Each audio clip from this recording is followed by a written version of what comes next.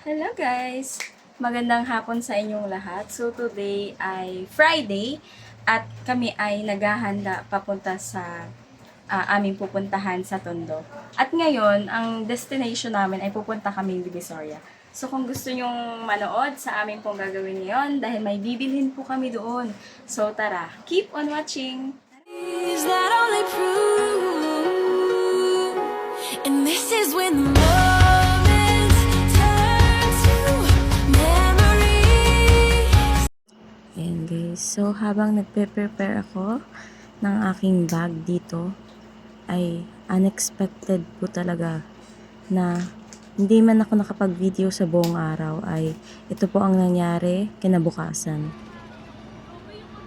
Ang laki pa ng sunog guys. At grabe yung trauma ko sa bawat sunog sa Tondo. At yan po yung video kung saan ay nasa likod na ng bahay namin. Diyan na po, likod na po mismo yan, na pinasa ng aking kapatid pagkatapos naming umuwi galing sa church. Haba. So itong video na to ay dyan po yung church banda. So yan nakikita nyo sa taas na yan ay likod na po ng bahay namin yan. Hi guys!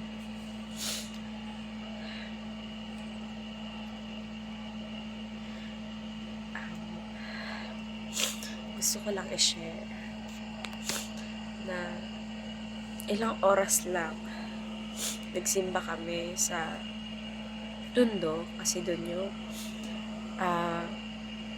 yung simbahan malapit sa bahay. At isang araw kami doon. Yung kami natulog nung Friday. Tapos kanina. Tapos syempre umuwi kami kanina. Natid kami ni Kuya. Nakarating kami sa bahay ng mga 7 p.m. Ano oras na ngayon? Nasa 10 na. Mga alas 9. Alas 9 o alas 8:30. Kung saan nagluluto ako ng kanin. Napatulog ko na yung aking anak. No. Ay biglang tumawag yung kapatid ko. Akala ko yung chat ni Kuya sa GC ng simbahan namin ay yung sunog ay dun sa kabilang highway. So, akala ko yun lang. Nagulat ako. Tumawag yung kapatid ko. Nasa Shell na sila. Lumabas sila ng bahay.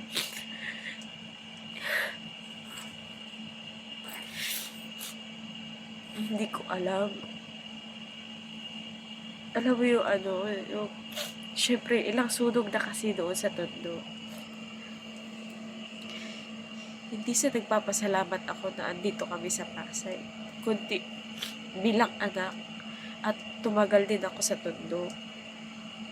Ay, ako ba? Nahabag. Nahahabag. Ang tawag ito. Nalulungkot ako kasi syempre doon ako lumaki. Ayan. Simula nung mag-high school ako, doon ako. Hanggang sa graduate ako ng college. Hanggang sa ngayon, may asawa na ako. Dito kami sa Pasay tumira. Kasi nga walang ilaw doon. Buhay lang kami kanina.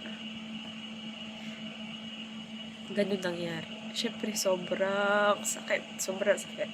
Tapos, ngayon, alas 10 na.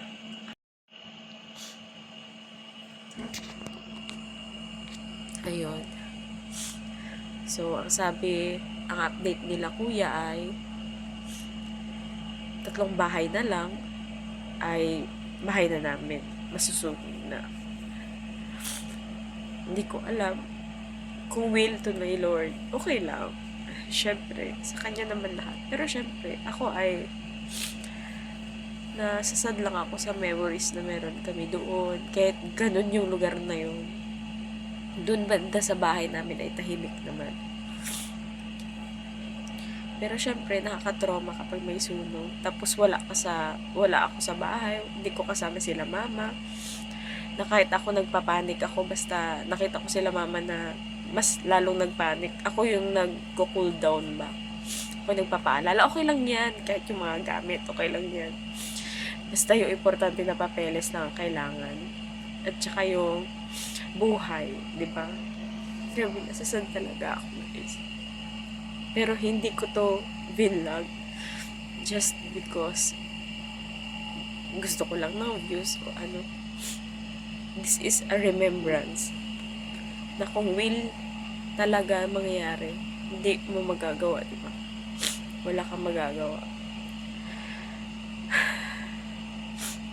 Ayun, yung asawa ko ay pauwi ngayon. Sabi ko kasi nanginginig ako. Ganun kapag natutrauma ako or na-anxiety ako sa isang bagay. Ipanalangin ko na lang na sana okay yung mga bata doon. Yung mga pamangkin ko, pinsan ko, sila mama. At yung mga tao doon, sana walang saktan, walang namatay, di ba? So, ayun lang guys. Update ko kayo kung ano na. So, ayan guys. So, nakatulog ako kagabi at ito na yung kinabukasan. Ayan na. So, magamaga yung aking mata mga kaibigan at mga mamshi. Ito na po yung update nila mga kapatid. At yan, nakikita nyo sa may bintana na yun. Yun yung mismong bahay namin. At yung likod ng bahay namin ay kita nyo naman. Sobrang alikabok pa, sobrang mausok pa. So, yan nakikita nyo sa taas na yan yan po ay parang organization, which is, may space naman siya sa loob nila, pero half na nun ay sunog na. So, kung magpapatuloy yun ay matutumbok na pati yung aming bahay. Kasi yan na po ay nasa pinakalikod ng bahay namin. At yun. So, praise God. Kung hindi will na talagang makasama ang bahay namin, ako po ay nagpapasalamat sa itaas. So, yun lang guys. At ito na po yung kinabukasan.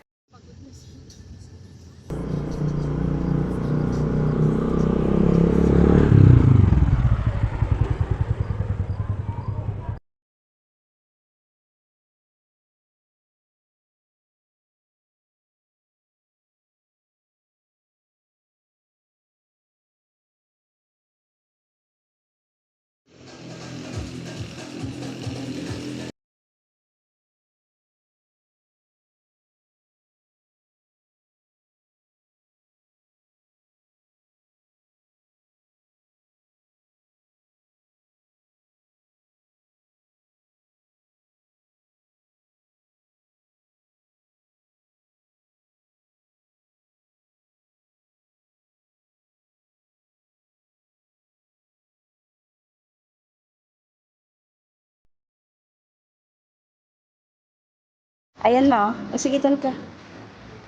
Tayo ka dyan.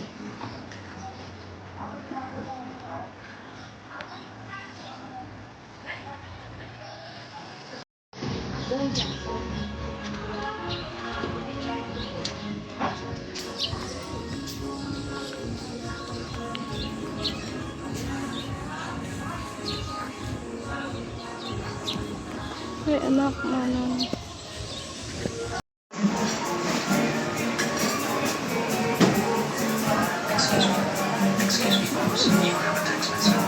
Kanang buhay ko, iniibig kita. Sabi kami nag-ano doon. O sinta.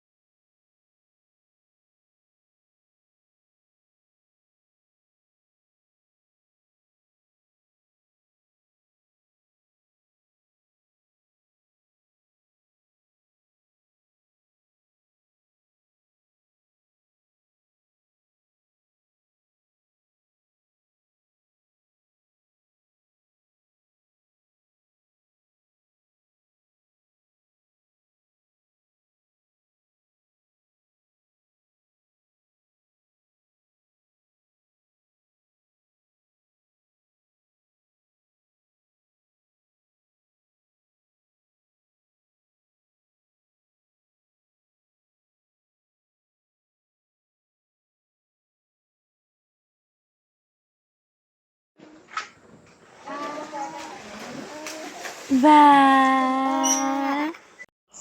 So, dito ko lang po tatapusin ang video na ito. Maraming salamat sa inyo pong pag-subaybay. Sa gabing ito ay ako po ay nagpapasalamat sa Panginoon at sa inyo pong mga viewers. At dito ko lang po tatapusin. Maraming salamat!